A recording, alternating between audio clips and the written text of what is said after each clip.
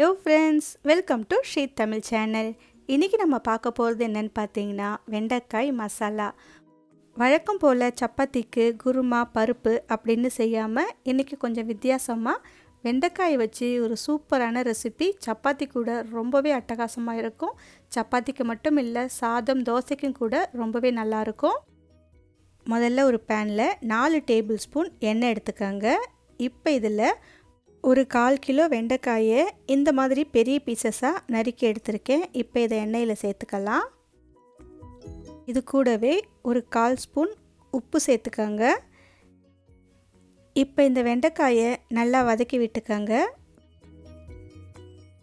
வெண்டைக்காய் நல்லா வதங்கி லேசாக நிறம் மாறி சுருங்கி வரணும். அது வரைக்கும் நாம் இதை வதக்கி விட்டுக்கலாம்.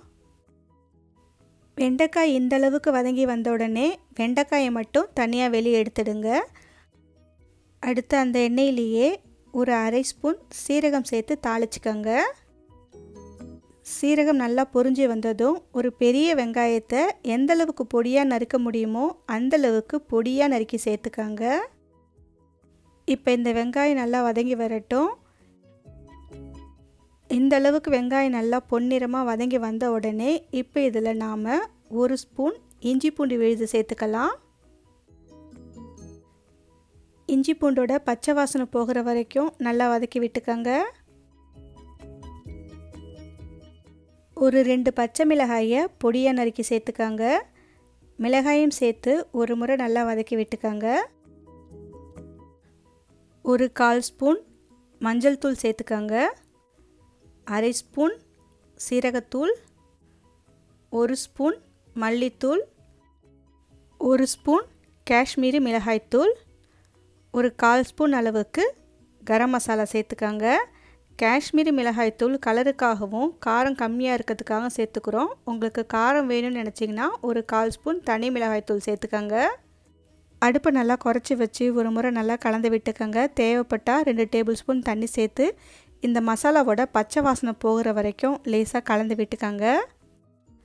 அடுத்து 2 மீடியம் சைஸ் நல்ல பழுத்த தக்காளியை மிக்சியில் போட்டு அரைச்சி அதுக்கப்புறமா சேர்த்துக்கோங்க. இந்த தக்காளியோட பச்சை வாசனை போய் லேசாக எண்ணெய் பிரிஞ்சு வர வரைக்கும் இதை நம்ம வதக்கி விட்டுக்கலாம். உப்பு இந்த சமயத்தில் தேவையான அளவு சேர்த்துக்கோங்க. தக்காளியோட பச்சை வாசனை போய் லேசாக எண்ணெய் பிரிஞ்சு வர ஆரம்பித்த உடனே இப்போ இதில் ஒரு 1/4 கப் அளவுக்கு புளிக்காத தயிரை நல்லா அடித்து சேர்த்துக்கோங்க. தயிர் சேர்க்கும்போது அடுப்பை நல்லா குறைச்சி வச்சுட்டு சேர்த்துக்கோங்க. ஒரு முறை நல்லா கலந்து விட்டுட்டு ஒரு 1/2 கப் அளவுக்கு தண்ணி சேர்த்துக்கோங்க. தண்ணி உங்களோட கன்சிஸ்டன்சிக்கு ஏற்ற மாதிரி நீங்கள் கூட குறைய சேர்த்துக்கலாம். நான் இன்றைக்கி நல்லா கெட்டியாக பண்ணுறதுனால கொஞ்சமாக தண்ணி சேர்த்துருக்கேன். தண்ணி சேர்த்து ஒரு முறை கலந்து விட்டு உப்பு சரியாக இருக்கான்னு செக் பண்ணி பார்த்துக்கோங்க. தேவைப்பட்டால் இந்த சமயத்தில் சேர்த்துக்கலாம். இப்போ இதை மூடி போட்டு அடுப்பை நல்லா குறைச்சி வச்சு ஒரு 5லேருந்து 7 நிமிஷம் வரைக்கும் நல்லா வேக விடுங்க. இடையில திறந்து கலந்து விட்டுக்கோங்க. ஓரளவுக்கு நல்லா எந்த அளவுக்கு எண்ணெய் பிரிஞ்சு வர ஆரம்பித்ததும் நம்ம வதக்கி வச்ச வெண்டைக்காயை சேர்த்துக்கலாம். வெண்டைக்காயை சேர்த்து ஒரு முறை நல்லா கலந்து விட்டுக்கோங்க. இந்த வெண்டைக்காய் ஏற்கனவே வதங்கின வெண்டைக்காய் அப்படின்றதுனால ஒரு 3 நிமிஷத்துக்கு மட்டும் நல்லா வேக விடுங்க.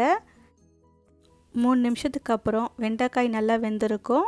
இப்போ கடைசியாக கொஞ்சமாக கொத்தமல்லி இலை சேர்த்து நாம் ஸ்டவ்வை ஆஃப் பண்ணிடலாம். அவ்வளவுதான். இதை சுட சுட சப்பாத்தி, தோசை, சாதம் அப்படின்னு எல்லாத்துக்கூடையும் ரொம்பவே நல்லாயிருக்கும். ஓகே ஃப்ரெண்ட்ஸ், இந்த ரெசிபியை நீங்கள் உங்கள் வீட்டில் ஒரு முறை ட்ரை பண்ணி பார்த்துட்டு எப்படி இருக்குன்னு சொல்லுங்கள். இந்த ரெசிபி உங்களுக்கு பிடிச்சிருந்தால் லைக் பண்ணுங்கள், ஷேர் பண்ணுங்கள். ஸ்ரீ தமிழ் சேனலுக்கு சப்ஸ்கிரைப் பண்ணுங்கள். தேங்க்ஸ் ஃபார் வாட்சிங்.